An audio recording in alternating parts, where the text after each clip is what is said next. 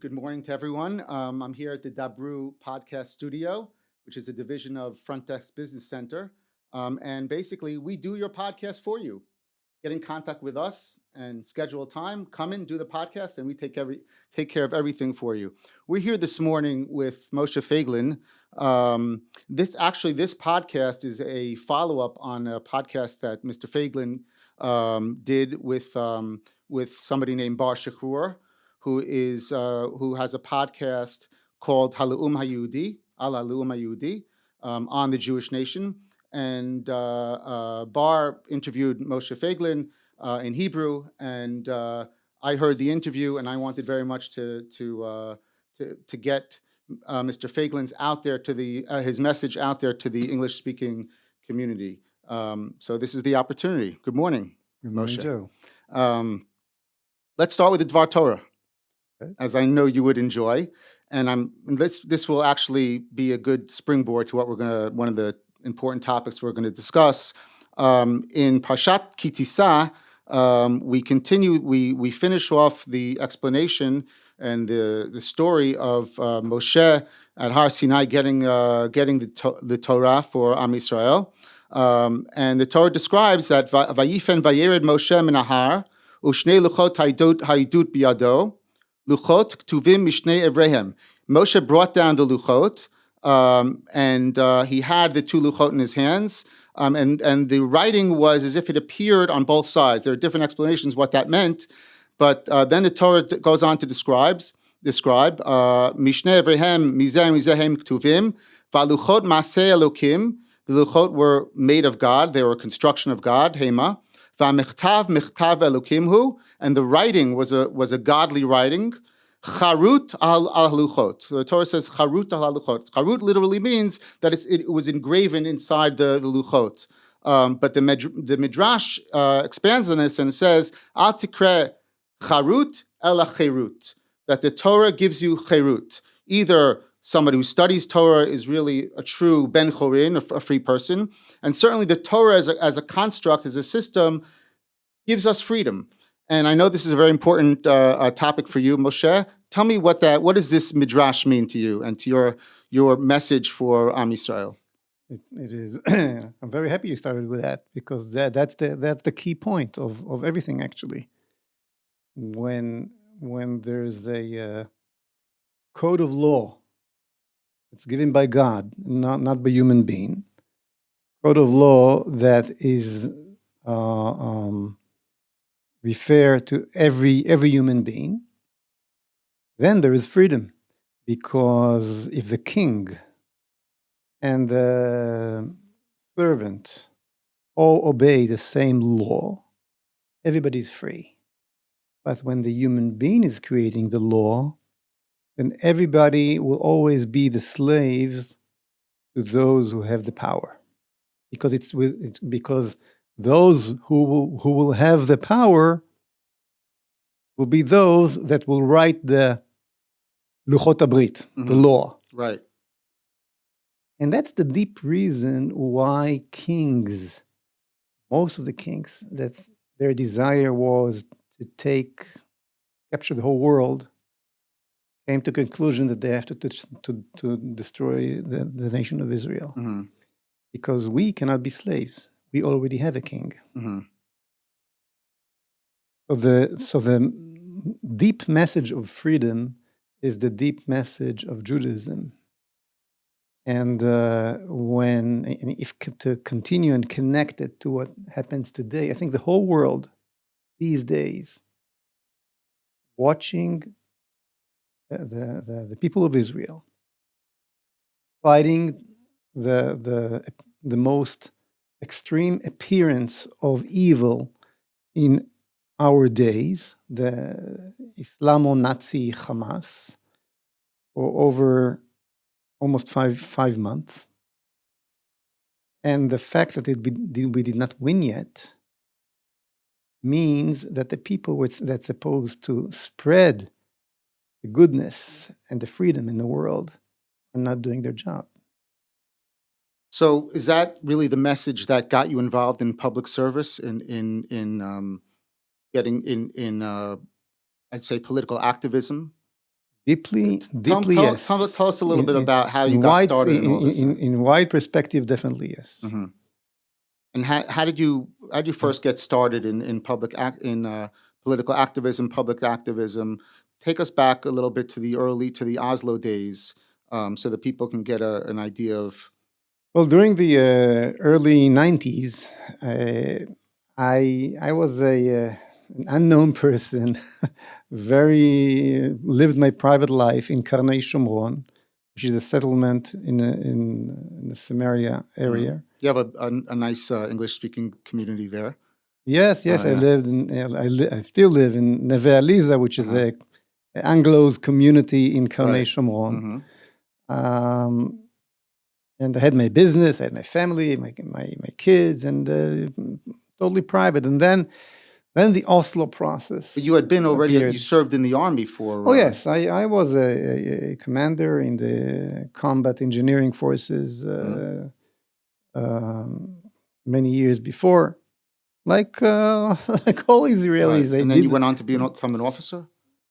And I became an officer and served in the army while I did that. But in my civilian life, I had two businesses, actually.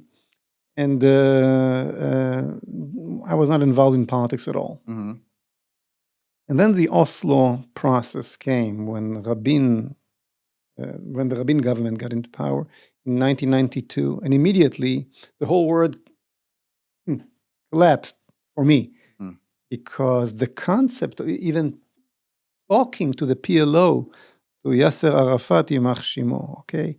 The concept of recognize the organization and the so-called nation that's supposed to be the native nation instead of us here.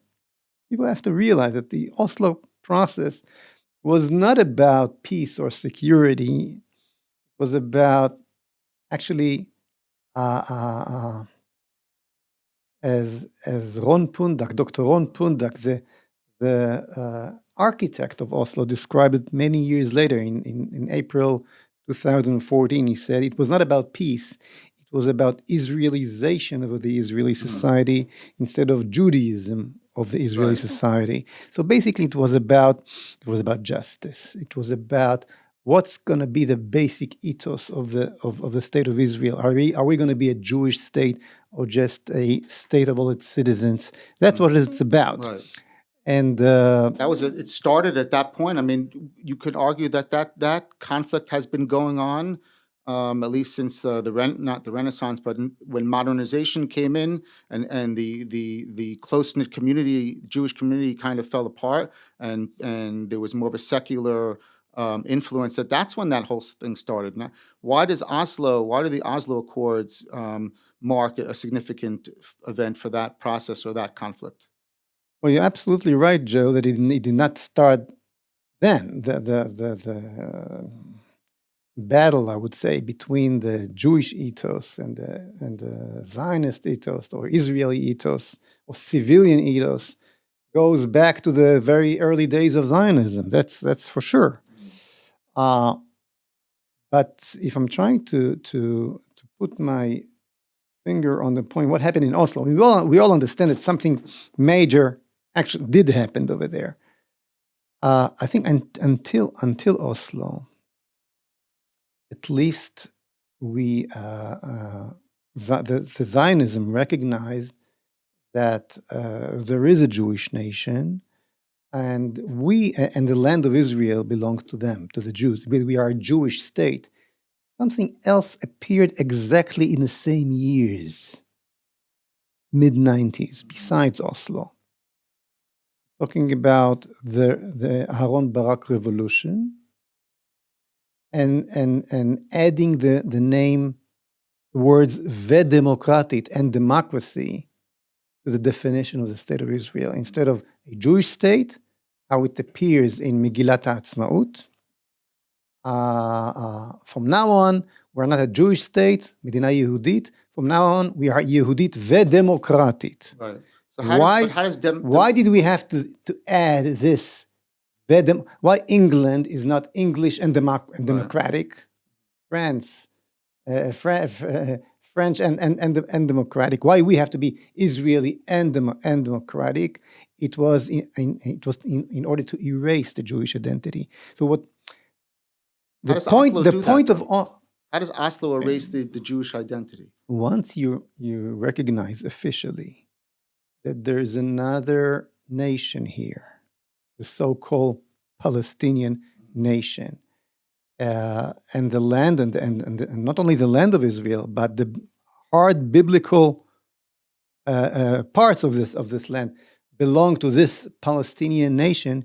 You erased your own identity. Meaning those lands that were being discussed to actually give away to the Arabs were the core of biblical Israel. Is that right? Point? What Oslo did to us is Oslo made us colonialists in our homeland. That's what it did. It was something that Zionism before Oslo did not do, or did not recognize officially, at least. That's the key point. Oslo was the geopolitical move that those people who brought it on us, okay, I'm talking about this government and these people in the early 90s, Shimon Peres and others, observed the progressive concepts that started to appear in the world along those years. So Oslo was the appearance of the progressive concepts in Israel on the geopolitical ball field. But it's really pre-progressive. We hadn't yet got progressivism, as we know it today, is something that started in the last 10, 20 years. No, it started even before that. You're saying it started before. It started along the 90s. It came together. And the concept is that I'll take a bit back. The first was modernism, okay? Yeah, since the French Revolution and so on. Then we had postmodernism from World War II, past World War II, until the 90s, I would say, okay? And the postmodernism concept was, yes, there's no God, but and of course, separation of God and the political and the geopolitical world. And the concept of postmodernism was each one with his own truth. You have your truth, I have my truth. So at least there's room for both of us. right. Okay. What progressivism brought with is the same concept. There's no God, but now each one, not with his own truth, each one with my truth. Progressivism is the violent continuation of postmodernism. So what do you see? Fighting between all. Between black and white, men and women, gays and straight, and whatever, okay?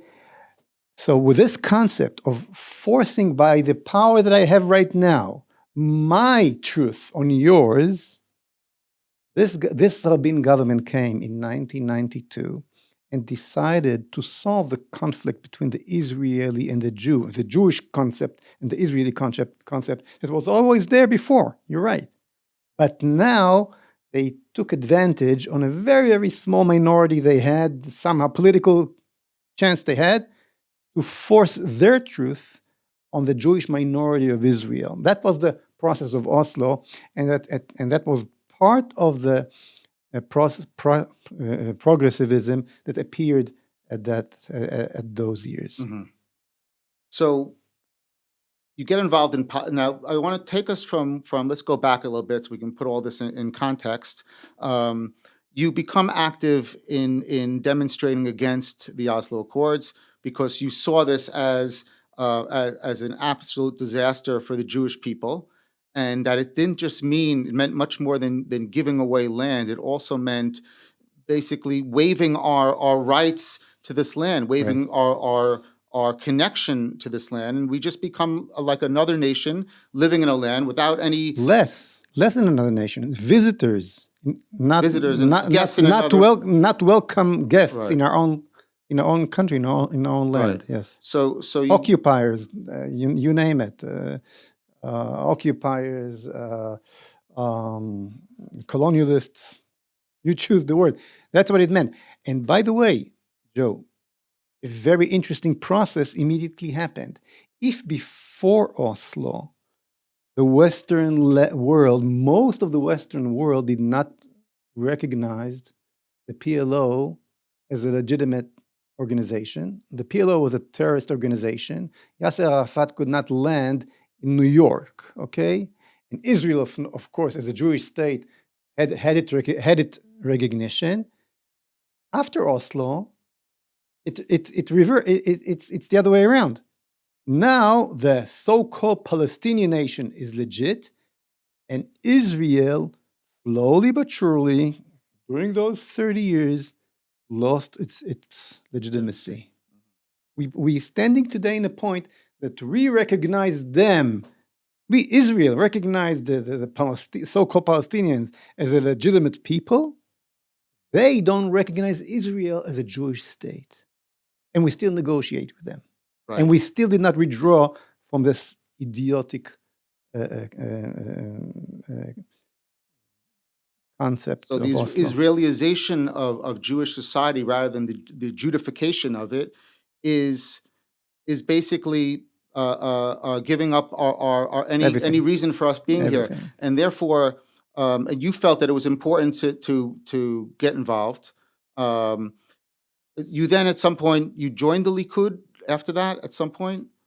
So what I did, I created an organization named Zu Artzenu. Right. This is our land, and we brought the concept of passive civil disobedience to Israel because all the demonstration against Oslo that happened before did not even get covered by the media. The media was always progressive and Mhm. on the left Even back side. then. Even worse then because there was less competition then. So we in one day in August '95, we managed to block the whole country, the whole streets in Israel with a sit-down demonstration. We wore shirts that says "Please arrest me," and we went by thousands to the jail to get arrested, and we really did whatever we could to stop it.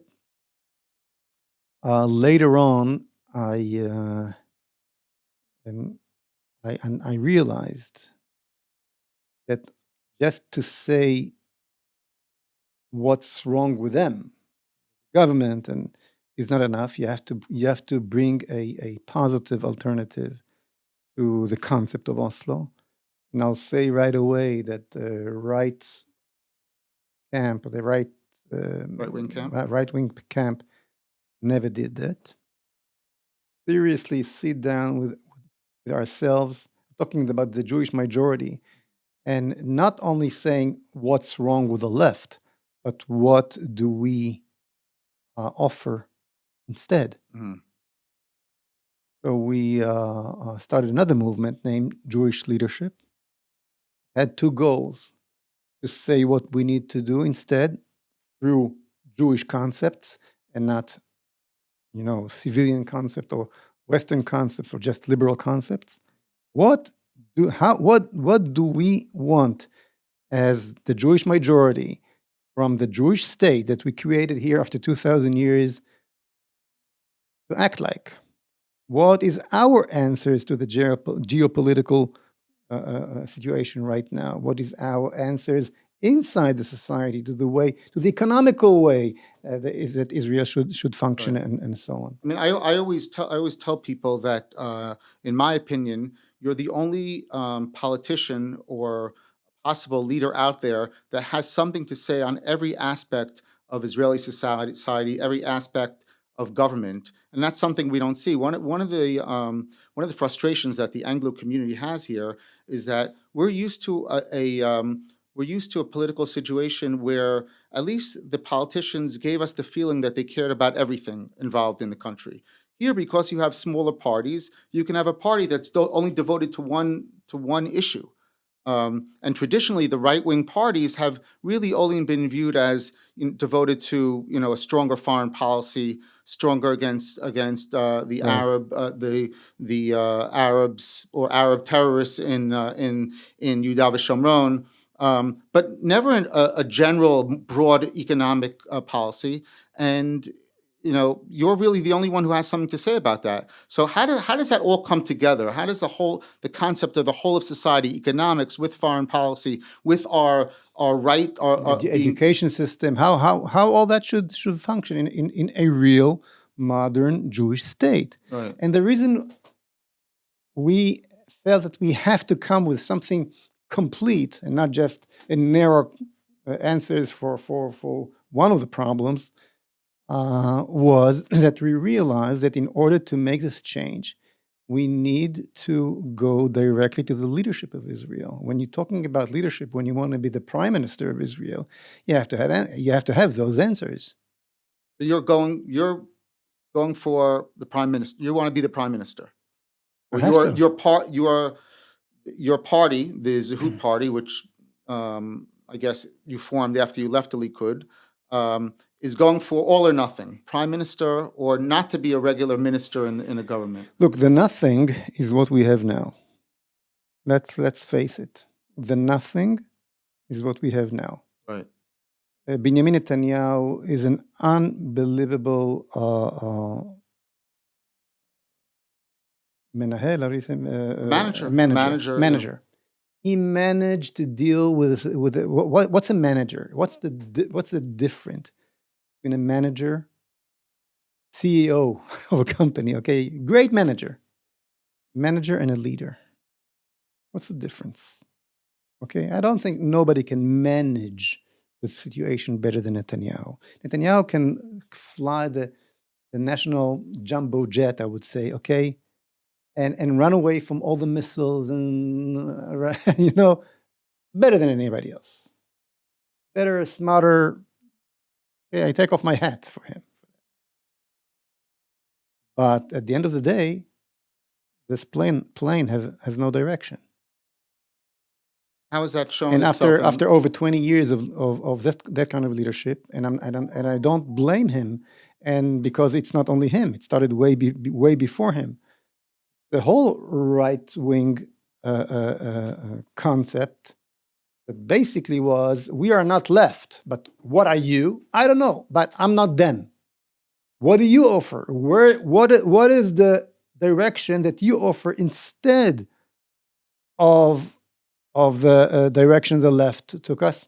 I don't know, but I'm not them. That's not an answer. So you're coming with an answer. So I'm talking about leadership and leadership in term that comes with a different goal, different view, different vision, different direction.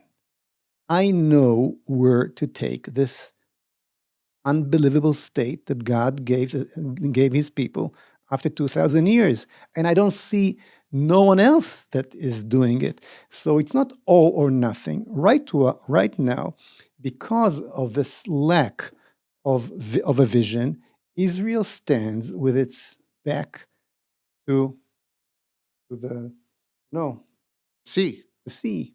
Yeah. From the strongest point we achieved, economically, militarily, more Jews than ever in Israel. We got to the dangerous point we were ever been, including 48. People don't understand how dangerous the situation right now is. When all the villages up north and all the villages around the Gaza Strip are empty, ghost towns. Israelis are refugees in their own country, not to talk of what they did. And after 130 days, we're not winning. We are not winning. Tactically, we're achieving tremendous achievements. And this is a generation of heroes that we never had before. But the leadership, our leadership, because the lack of any strategic goal, What is your vision for the state of Israel? Where do you want to take it? Okay, only dealing, as I mentioned before, with running around from the problems. Start going between the lines, trying to talk with the Egyptians and with the Americans and this. There's no vision that takes you away across these problems. So it's not a question of all or nothing. Right now we have nothing, and we have to create a real leadership that is prepared to take the people of Israel according to the good old Jewish vision to a new direction. And with all modesty, there's no one else. There's no other chance, no other way than running to that position. I think right now the people on the right are feeling a frustration. On the one hand, they know that many things they were been arguing for all along and demonstrating for the past 30 years ended up working horribly for us. Proved to be true. And the same people that made those decisions and that took us through all that time period are now running the war, are now determining and making decisions on our behalf. And I'll tell you what the problem is.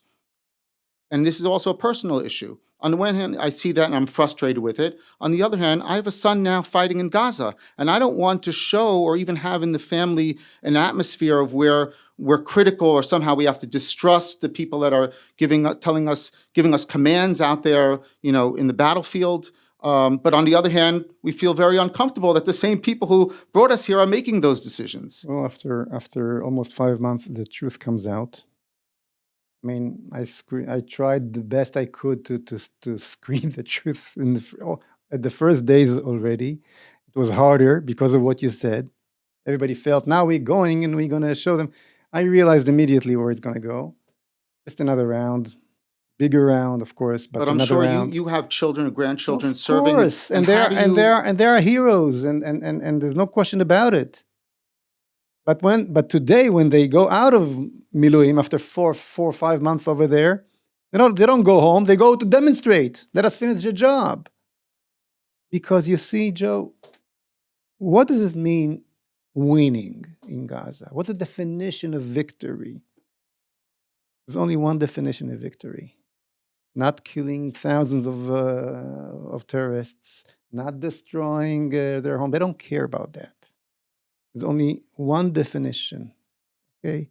Taking back our land and rebuild Gush Katif and build Gaza, just as you built Ashkelon and Ashdod in 1948. Ashkelon and Ashdod were Arab villages in 1947. Okay, that's the definition of victory. We should go back fighting for justice, not just for self-defense. Why justice? Because this is our land. So why? And I don't see no one in the Israeli leadership today saying simple words that made me a public figure 30 years ago. Zo artzenu. In Hebrew, it's 2 words. In English, it's 3. This is our land. Excuse me, 4. 4. This is our land. We're not fighting for self-defense, to eliminate Hamas from shooting at us for 10 years. No. We're fighting for justice. It is our land. Gaza is a biblical city that had Jews in it for 3,000 years, just as Jerusalem. So why does it seem like we're kind of, as a community, as let's say the Dati Leumi community or the Israeli right, why are we willing to just accept this? There's a famous statement, I'm sure people have heard about it, that we continue to vote right, but we get left. Because because we are afraid of our own views. We don't take ourselves seriously. In 2,000 years of exile, we used to look at Judaism as a religion. Religion is some kind of a separation between life and what you believe in. You go to the church, you go to the synagogue, you pray, you go out, and now you just like your neighbor, like in Poland or in New York. Okay, no difference. It's good for your private life. It is not connected to history. Okay, but now we came back to history. We came back to our land. What is our beliefs? What is our Torah means on our national scale? And when you're talking about the team, that's the problem, that they are the team. Why non-religious created the state of Israel? Because they did not have that problem. Okay? It's complicated. It's very interesting, but the bottom line is that we need to bring back Judaism to reality, just as our language, the Hebrew language, made Aliyah with us, okay, and become part of our life, not just the private life or the language of Lomdei Torah. When you learn Torah, you use some Hebrew, but you also curse in Hebrew, okay. Right. So we need to make our Torah do the same. We need our Torah to make Aliyah back, to become again Torah Eretz Israel. So is it fair to say and create a culture Torah, not just a religious Torah, but a cultural Torah? And I'm not talking about Iran. I'm talking about a modern Jewish state. Don't misunderstand me, okay? I'm talking about liberty, cherut. I'm not talking about taking from anybody his freedom or things, or medinat halacha, or any of those things that people immediately think of. But to gain back our justification to exist as a nation in our homeland, we don't have any other source for that besides that. So is it fair to say that this message is a faith-based message, and that your leadership will be a leadership that's based on faith? Definitely. And I'll tell you why I'm asking that. And many people in our community are discussing this now. The view and the statements made by the Biden administration are kind of confusing to us. On the one hand, the president is telling us how supportive he is of Israel, but on the other hand, he seems to be doing things that are hindering our efforts here in the war, and many of us are confused by that. Tell us how that view and that conflict fits in with the whole Oslo philosophy and the philosophy that's holding us back now in winning this war. I'm very happy that you brought that subject. Look, right now, the Biden administration, basically the progressive side of the American society that runs the show right now in America and most of the world, unfortunately, in the Western world, unfortunately, is doing two things. They're doing two things. On one hand, they're making sure that your son will not see the fruit of his glory, his efforts. Okay, they making sure that the Hamas gets fuel and all the supplies to the tunnels, because that's what it means. All these trucks go straight to Hamas. So they give Hamas everything they need. They making sure that Israel will not win a strategic victory, just tactical victories. Okay, that's what they do on one hand. On the other hand, they fighting directly Israelis and freeze bank accounts of Israelis who did nothing against the law, above Israeli sovereignty, above Israeli justice system. You're referring to the freezing of the accounts of three people that were accused by, who were they accused by? By the Americans. By the Americans or a human rights organization? Yeah, it goes from those human rights to the Americans, and that's the way it works. And without due process? With no process at all, and we already know that tomorrow morning, Biden will decide that you have to leave Gaza, that your son again have to leave Gaza before he achieved his victory. And if he will not, your son, my family, our commanders, our politicians as well, by the way, will find that their bank accounts are freezed. Now, he can't have his bank. My son can't have his bank account frozen. Why? Because he relies on it to go get pizza with his friends when he's right, home. That's right. That's impossible. That cannot be. Biden will not let that happen. Okay. Right. Well, that sounds very, very scary. But what's the interest of the Israeli government in listening to what the okay. Now come the point. What Israel had to do the minute the Biden administration did that is to Prime Minister Netanyahu had to pick up the phone and call the CEO of Bank Leumi, of the Israeli bank, and say, hey, you're not allowed to do that. So the bank manager will tell him, but what do you want from me?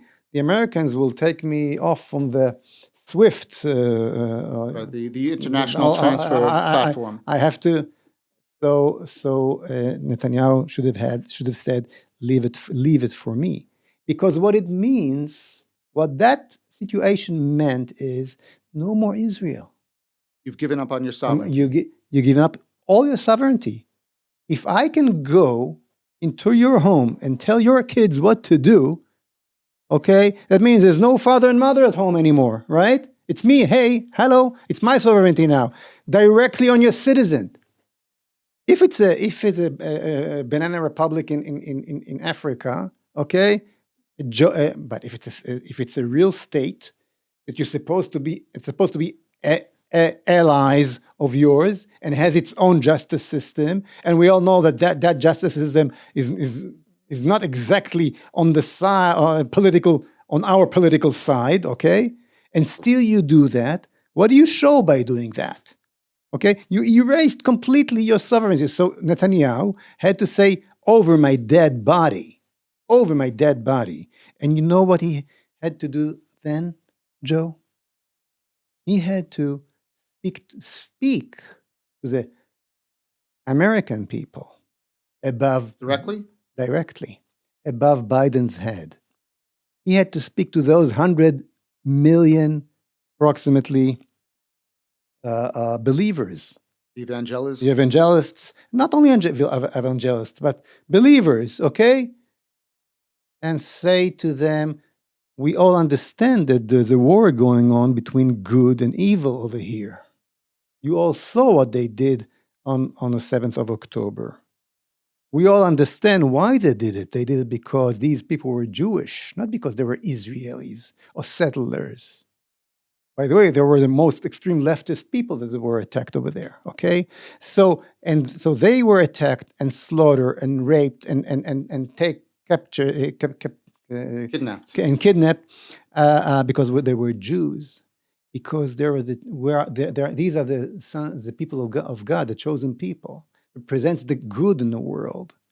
So it's a war between evil and good. Which side are you, dear Americans? That's a pretty risky move. It says in the Bible that you believe in, those who bless you will be blessed. Those who cursed you will be cursed. Do you want to be blessed or cursed? Do you think that after a prime minister in Israel will talk like that directly to the American people, and not only the American, to the entire humanity that believes in the Bible? Most of it believe that Joe Biden would dare to do such a thing, to freeze the bank account of Israeli civilians without going to court? So you're saying we have more power than we think we have.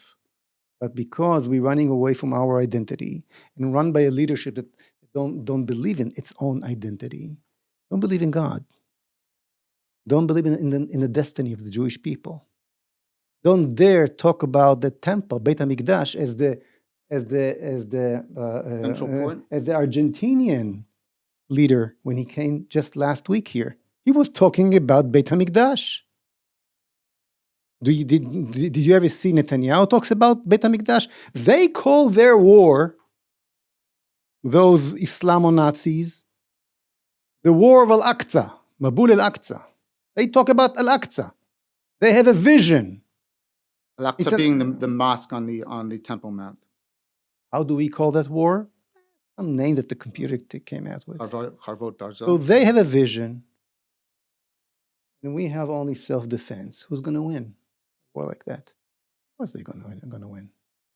We have to connect ourselves to our own vision, understand that the real war here, it's a religious war, it's a spiritual war around the question, whose vision is going to be radiate from the Temple Mount? Is it going to be the vision of the Islamic vision of death or the Jewish vision of life? So this is really getting to the crux of your message and the leadership that you're offering really to the Jewish people. And I want to focus on that because you're connecting your opposition to the Oslo Accords and all the events that came after that to this war that's going on now.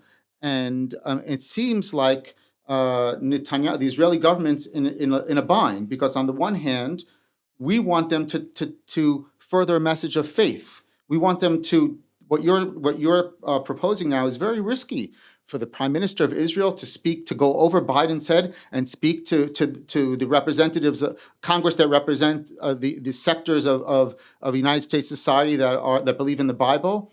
Biden may get upset and he may cancel all the important aid that he's giving us. I mean, we read every day that we can't fight this war without the United States providing us with even basics like, with bullets and guns and explosives that we need to fight the war. How are we supposed to?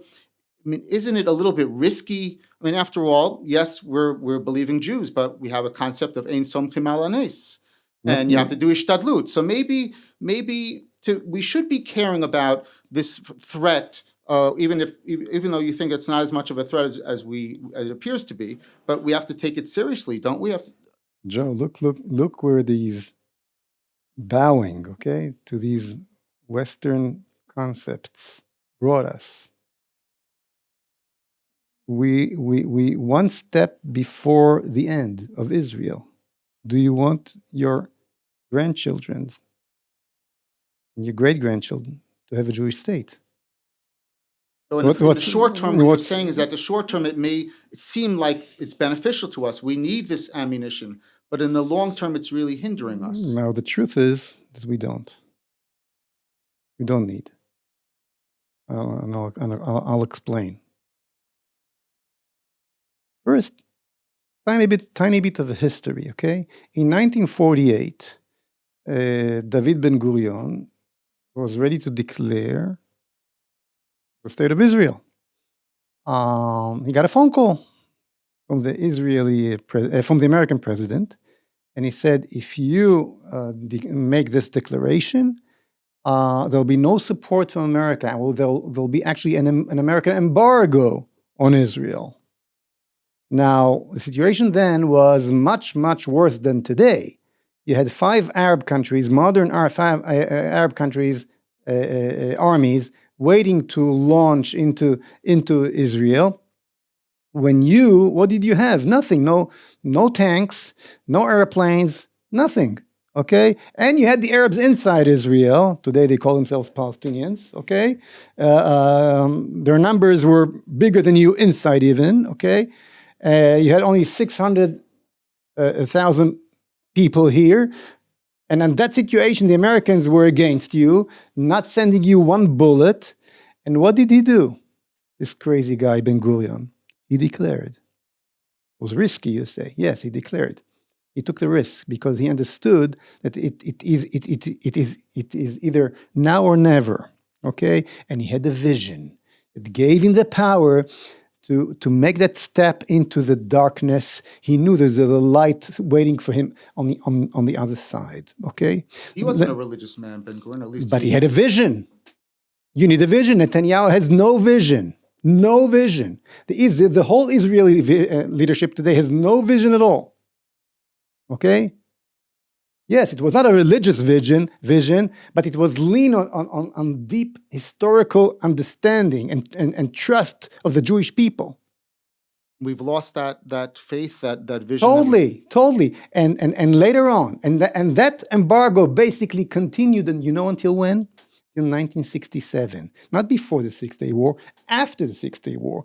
In the Six-Day War, the Israelis fought with French airplanes, no American ammunitions. Okay, the embargo was still going on.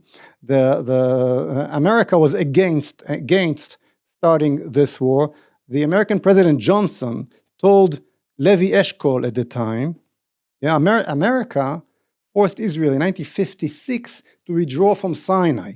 Israel took over Sinai in 1956, and gave Israel promises that it will not let the Egyptians close the water in Meitzarei Tiran, close the Red Sea anymore, and they did. And when Eshkol called Johnson and said, "What's please." You gave us a paper. You gave us a promise. So the Johnson answer was, "I cannot find my copy."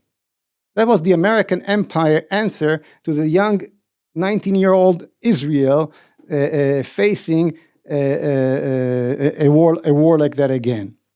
So Israel went to a war, and in 6 days, without American help at all, without American airplanes, without American ammunition, took over not only Gaza in 6 days, not only Gaza, but the whole Sinai, all the whole Golan Heights, Jerusalem, and of course Judea and Samaria.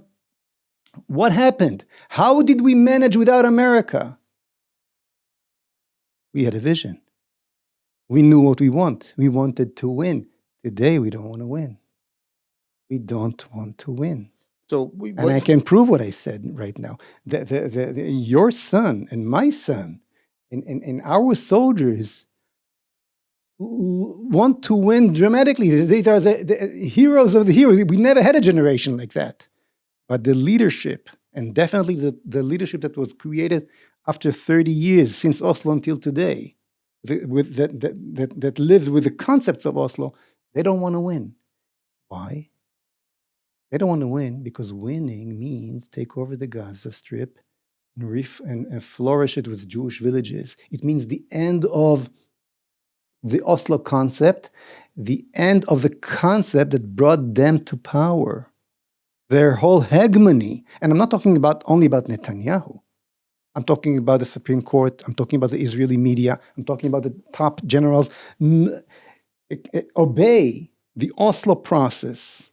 The Oslo concept was the gate to every top Israeli leadership position in the last 30 years. So you have a whole layer of leadership today in Israel that if we win in Gaza, it's the end of them, the end of their hegemony. They don't want to win.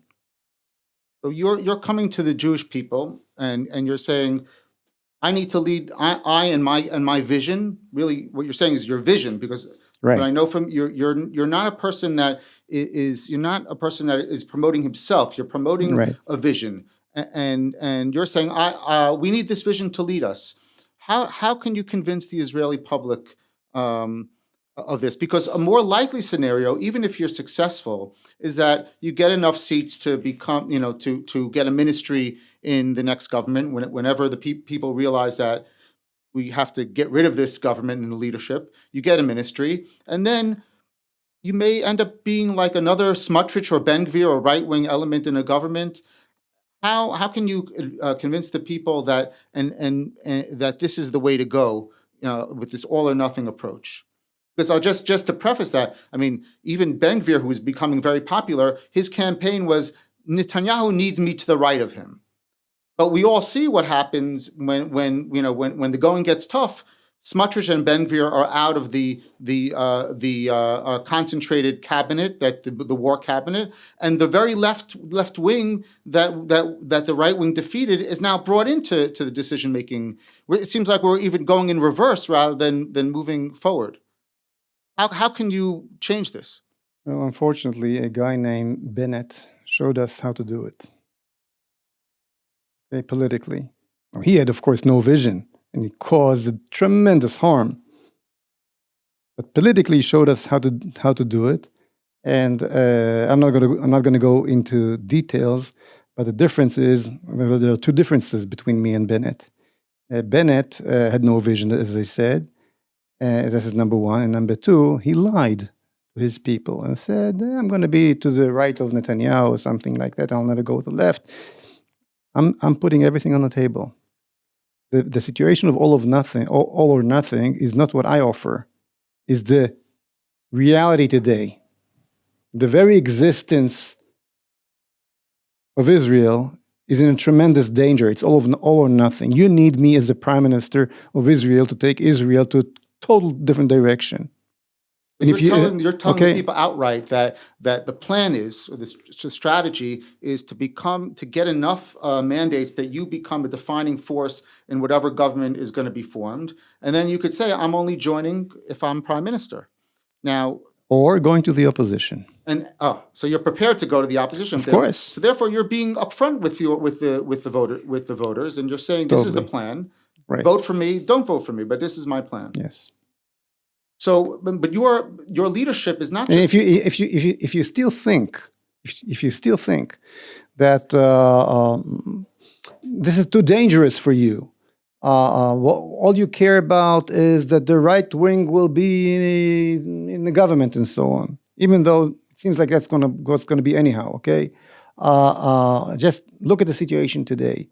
You have what they called Memshelet Yamin al Maleh, a full right-wing government, and who's running the show?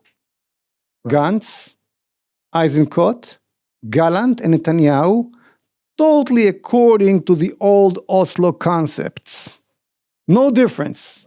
In the stomach of the right-wing frame, you have a left-wing direction, and the deep reason is because the right never gave a different direction for the state of Israel. Well, unfortunately, we have to wind down now, but there's so much more to talk about. Maybe we'll schedule a follow-on because I wanted the people to hear about your economic plan. I wanted people to hear about your plan to take away the conflict of religious versus secular in Israel, which are very important topics. I just want to add one sentence, if you don't mind. Maybe the top political commentator in Israel, Amit Segal, wrote an article. Speaking in Modiin next week, I think. Yeah, and he said there is 30 mandates today on the floor, he called it, okay? It's simply not going to vote next time. Most of them belong to the right wing, to the right camp, okay? And because they don't believe anymore. None of the right-wing parties. The appearance of Zehut, I have no doubt, will bring back these people that are despair and simply won't go to vote in any other way to vote. It'll bring them to vote. And we will gain two things. First of all, we'll take out of their homes all the right-wing national Jewish voters. And second, we'll create a real alternative to the left, a real alternative to the leadership of Israel towards a real direction. We will create a hope, a new horizon, Jewish horizon for our kids, for next generation to come. Okay, thank you very much, Moshe. You're welcome. We'll speak again. Thank you very much.